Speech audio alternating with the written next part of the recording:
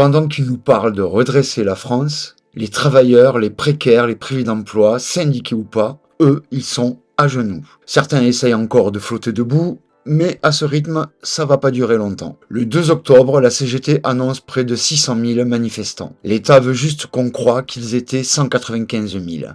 Entre nous, qui bluffent au poker. Peu importe, la seule vérité, c'est le bruit du mécontentement qui casse les oreilles du pouvoir. Pourquoi on gueule ?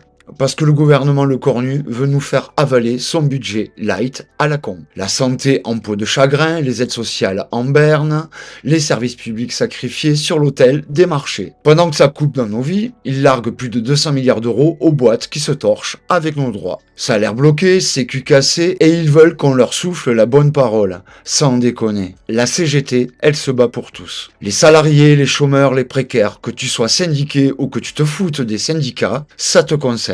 La rue, c'est la seule réponse qui claque face à leur mépris. Le Premier ministre a tenté le coup de la réforme des retraites, suspendu.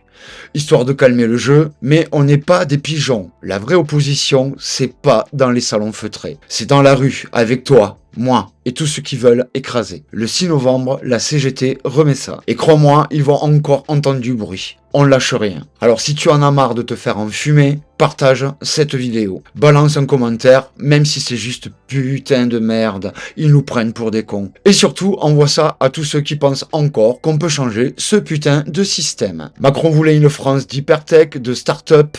Résultat, on a une France de burn-out, d'hôpitaux en ruine, de fonctionnaires claqués et précaires fantômes. Et une classe ouvrière qui crie pour sa dignité. La CGT fait du bruit, elle dérange. Et c'est pas fini. Parce que ce putain de bordel, c'est surtout le réveil du peuple, qui refuse qu'on lui marche dessus.